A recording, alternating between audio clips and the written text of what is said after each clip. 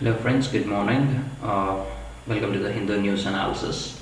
Today is 18th of May 2018 and about me, Saga B. Ashwath. I'm a tutor at Shiksha IAS Academy and I'm a faculty for Psychology, Indian Economy and Ethics. So the people who are crazy enough to think they can change the world are the ones who do. I have retained the same image for today as well, because this is something which you might have to remember for long. It can be used elsewhere, and this has to be ingrained into your mind. Okay. Starting off, what do we have in store? From the front page of the Hindu newspaper, you do not have much. It's mostly, your political news again, mostly related to Karnataka elections, so it's not required. And then you have state's petition Govind on 15th Finance Panel. So this is about the 15th Finance Commission. We have dealt in detail with the 15th Finance Commission, right? So the finance ministers of several states have some problems related to the terms of reference, right? Terms of reference of 15th Finance Commission given by the centre. So regarding that, issues have been raised, and President Ramnath Kovind was met by these state finance ministers, right? Second page, again, not much here. Third, nothing, and you can directly go to, you can directly go to the page with editorial, right? Arbitrary and capricious. What is this about? So the decision made by the governor in case of Karnataka, right? The Karnataka governor, Vajubhai Wala, is something which is rather arbitrary. That's what the editorial says, and also it is saying that it is capricious in nature. Something which which is not based on sound logic, and which actually is rather something which is not judicious in nature. Why is it so? Why? Because the two leading parties, right? The two leading parties, in the sense, the two parties when come together, that is Congress and JDS, were able to have the majority numbers. However, on the other hand, you had the BJP, which had very less numbers, or so as to say, it missed by almost 7 to 8 MLAs or seats, so as to form the government. So the magic number was 112, and BJP had only 104. Yet BJP was allowed to form the government, and he was sworn in as chief minister, that is Editorial. So now the issue is subsidies. The Supreme Court is about to take a call on it. However, the actions of governor are being called into question. Why? Because he was supposed to call probably the coalition or the party which had the numbers, which was enjoying the numbers. In this case, it would have been Congress and JDS put together, where Congress had unanimously supported the JDS. So, however, that is the political part, and not much is required to look into, especially in this article. What you need to do is, instead, you have to look into the powers of the governor, right? And what are his calls when it comes to the state government formation, right? What powers does he have? And also you have to look into the Sarabomai case, whereby the Supreme Court had laid down the guidelines as to what measures are to be taken by the governor in case of a hung assembly, right? And then you have the growing cities. This is the other editorial. So what is this about? A fresh look at urban governance is necessary as migration from rural areas picks up pace. So this is based on the UN Department of Economic and Social Affairs has released a report called 2018 Revision of World Urbanization Prospects. So this speaks about the urbanization process, which is moving rapidly, especially in case of developing countries. And in case of India, it forecasts that by 2050, 52%, 52.8% of the people will be in urban areas in case of India. Today, it is only 34%. So, another important thing it says is Delhi will be edging past Tokyo as the world's most populous city by 2028. So, urbanization is a process which will be guided by rural migration. People from rural areas with the hope of better prospects will move into urban areas. That is one, and also the other reason is they have a natural inclination to search for pastures which are really good when it comes to amenities, jobs, education, etc. But for these reasons, they are naturally inclined, that is, the rural populace is naturally inclined. So it goes on to say that this forecast frames a challenge before developing countries. So India in particular will face a challenge in this regard, because 52.8% of the people will be in urban areas. So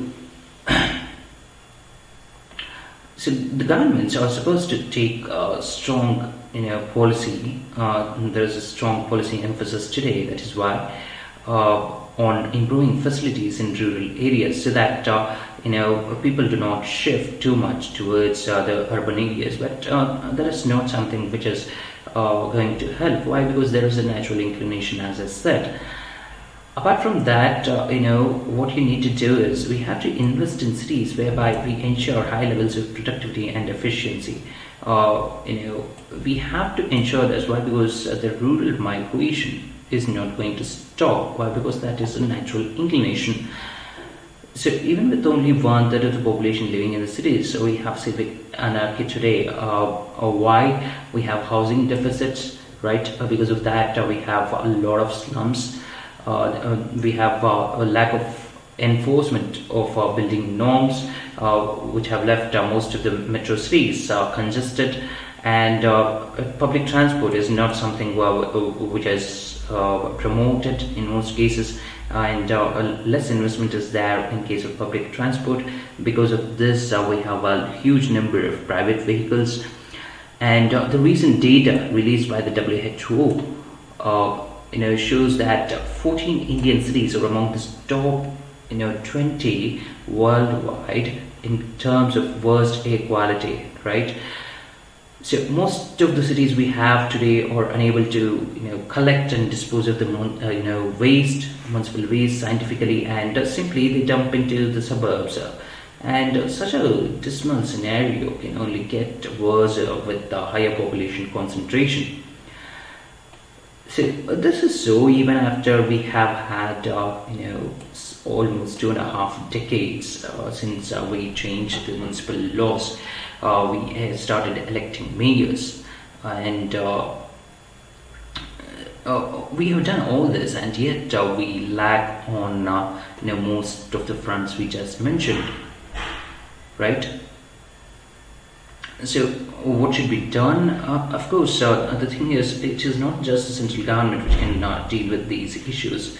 The state governments have to join hands, and only then most of these problems can be resolved. Alright.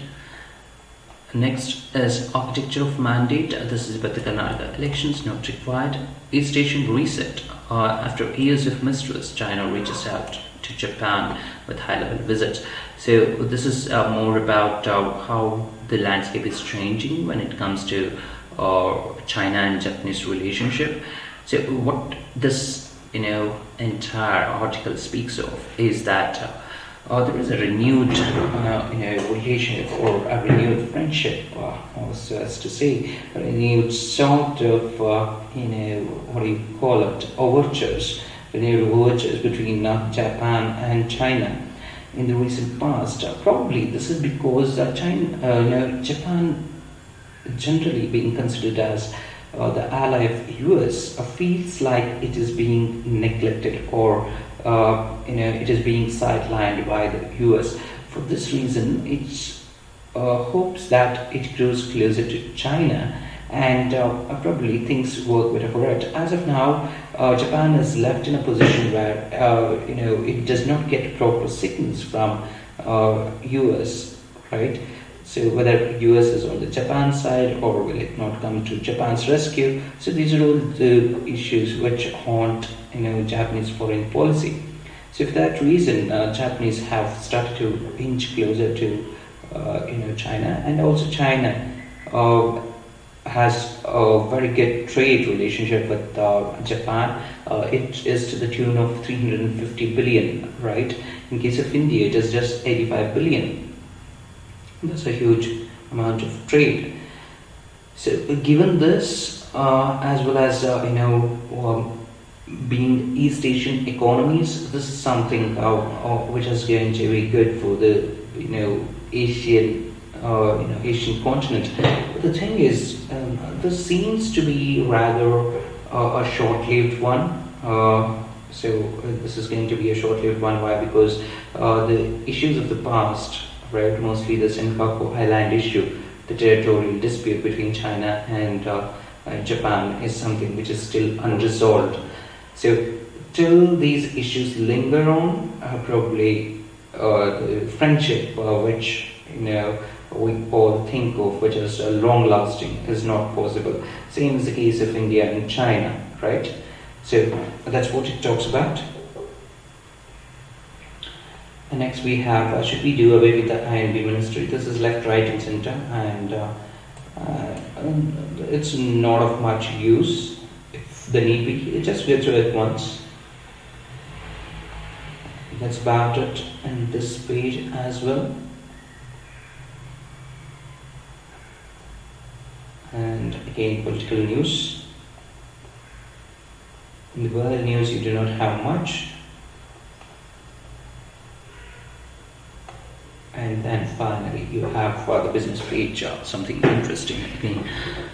So banks under PCA will get over legacy issues soon. So says Goel. Goel is the new finance minister, stand-in finance minister for Arun Jaitley, right? So what is this PCA, prompt corrective action? So what does it say? So there are certain banks which are put under the prompt corrective action framework of the RBI, right? So there are 11 public sector banks under this prompt corrective action framework. So there are these legacy issues. The legacy issues are nothing but the issues pertaining to NPAs, right? Non-performing assets, where there have been a lot of defaults and the banks are going into losses. So these are the legacy issues. So what the finance minister says is banks which are put under PCA, prompt corrective action framework, will recover from the legacy issues and they will emerge much stronger. That's what he says. Now, what is this prompt corrective action framework we are talking about?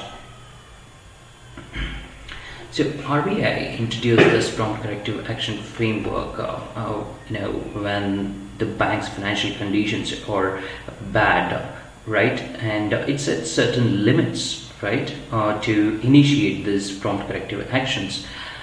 So these points are called trigger points.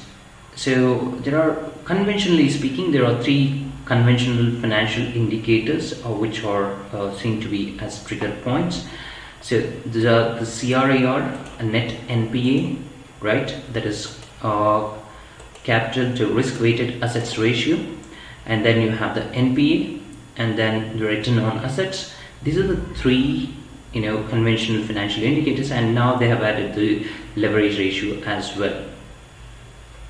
So these trigger points imply that RBI imposes corrective action in accordance with the level of trigger points. So it was introduced for the first time in 2014 and it was amended in 2017, and it comes into play when the bank's financial conditions worsens below a particular mark. So what are the actions which will be taken up by the Reserve Bank of India if the condition of the bank deteriorates? One, it can go for recapitalization, right? Two, it will place restrictions on borrowing from the interbank market. Also, it may take steps to merge or amalgamate or liquidate the bank or impose a moratorium on the bank if its CRAR does not improve beyond a particular point. So these are some of the actions that will be taken up by the RBI based on the risk threshold, or so as to say, based on various indicators or the trigger points. So the corrective actions are tough with the worsening of financials. So the major trigger points in the original format were CRAR less than 9% but equal or more than 6%. Then you have 6% equal to more than 3%, CRAR less than 3%. And similarly you have for NPAs and return ROA, right?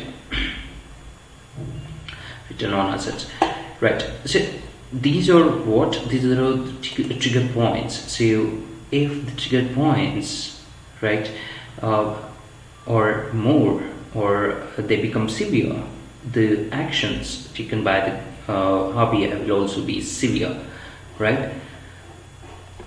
Next is your 180 days too long for resolving insolvencies, is IBPI member, Insolvency and Bankruptcy Code of India. So what is this about? This is about the Insolvency and the Bankruptcy Code of 2016, right?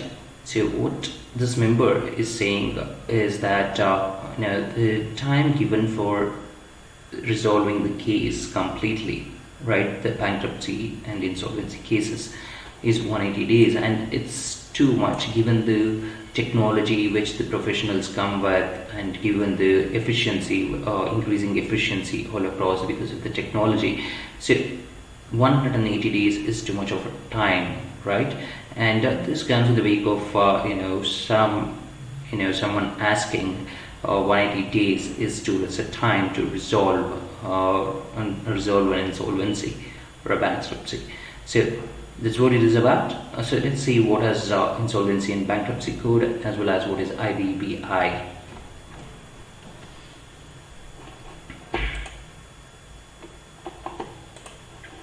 So insolvency is essentially the state of being that prompts one to file for bankruptcy. So it is that state where you go ahead and file for bankruptcy. It can be anyone, a person, a family, or company who becomes insolvent when it cannot pay back the lenders, right, in time. In general, this occurs when the entity's cash flow in is less than the cash flow out. Typically, those who become insolvent will take certain steps to come out of the situation. One of the most common steps or the solution is the bankruptcy, declaration of bankruptcy. So bankruptcy is nothing but a legal declaration of one's inability to pay off debts. That is, legal declaration of insolvency. So when one files for bankruptcy, that person obliges to pay off, or something, at least what is owed in terms of, whatever form. There are two main forms in whatever form, with the help of the government. So the two forms of bankruptcy are reorganization and liquidation. So in case of reorganization, the debtors, right, the borrowers would restructure their repayment plans so that they can, pay off the debt rather easily. Under liquidation, on the other hand, debtors will sell some of their assets, and they make some money and pay off to their creditors. So, under India's Insolvency and Bankruptcy Code of 2016, a bankrupt entity is a debtor who has been adjudged as bankrupt by an adjudicating authority through passing of a bankruptcy order. Right. So, why do we need a bankruptcy code at all? So if you don't have a bankruptcy code, what happens is the investable money gets locked in for a long period of time in litigations, right? This is the least preferred situation for all the businesses and lenders. So use of bankruptcy procedure will also help the failing entity to resolve its problems early and without going into the worst case scenario of selling off the company as a whole. So that is the need for bankruptcy code. One, money gets locked up. That's why you need to have a bankruptcy code whereby you can resolve the issue at the earliest. Secondly, resolve the problem of the entity so that it will not come to a position where it has to sell off everything it has. So what does the Insolvency and Bankruptcy Code of 2016 talk about? So it offers a uniform, comprehensive insolvency legislation which encompasses almost all the companies, partnerships and individuals, right? So it provides a clear, coherent and speedy process for early identification of financial stress. It suggests two options. One is restructuring if the firm is viable, and liquidation if the firm is not financially viable, right? That is, restructuring if the firm is able to continue to run its operations. Liquidation is when it is not even able to run its operations or make profits in the coming future. So that's when you go for liquidation. So that these firms are not financially viable. So resolution should be done quickly in either case and judiciously as well, to ensure that the business does not get stuck either for the creditors or the debtors. The new code will be replacing the existing bankruptcy laws and will be covering the companies, limited liability partnerships, partnership firms, other corporate persons and individuals, and any other body specified by the government. So there are three particular acts which the new IBC will be replacing, or it has replaced. So it will subsume all the provisions which were there in these acts. So Sick Industries Companies Act, and then Recovery of Debt Due to Parents and Financial Institutions Act, Securitization and Reconstruction of Financial Assets, and Enforcement of Security Interest Act of 2002. So all these will be substituted or guided by IBC itself from now on. So what are the features? The code specifies a time frame, that is 180 days after the process is initiated, plus a 90-day extension period might be given to resolve the insolvency. It has 4 pillars of institutional infrastructure for administering the code.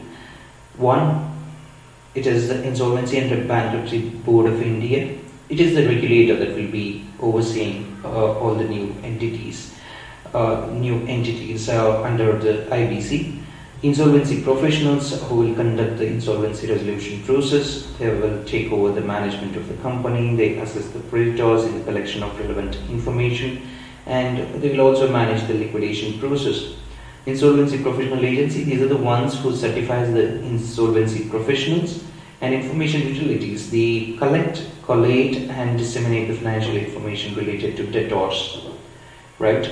So what is the procedure? As per the new law, when a loan default does occur, either the borrower or the lender approaches the NCLT or DRT, right? NCLT is a National Companies Law Tribunal, DRT is Debt Recovery Tribunal, for initiating the resolution process. So it has two options. First is an insolvency resolution process, during which the creditors assess whether the debtor's financial position is viable to continue, and if so, they have to search options for the rescue of the firm. The second option is, of course, liquidation. The adjudicating authority for insolvency issues for limited liability partnerships and companies is NCLT and NCLAT, and for individuals and partnership firms, it is the DRT and DRAT. So the next step is that the creditors appoint an interim insolvency professional to take control of the debtor's assets and the company's operations. They collect the financial information of the debtor from the information utilities and constitute a creditors committee. So now the committee has to take a decision as to what is to be done with the debtor institution or debtor firm. So 75%, based on the 75% majority, the decision will be taken. So the management of the debtor is placed in the hands of a resolution professional now.